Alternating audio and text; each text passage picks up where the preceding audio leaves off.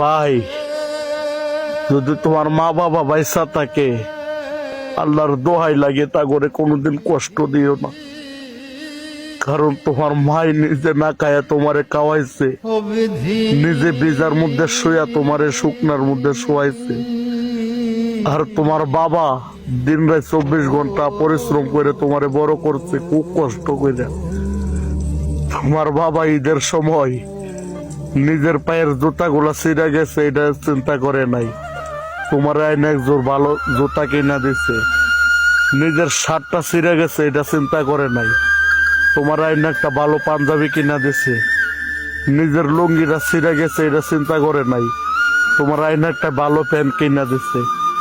আর তাগর মনে যদি তুমি কষ্ট দাও, তাহলে মনে রাখো দুনিয়াতেও শান্তি পাইবা না, পরপারেও শান্তি পাইবা না।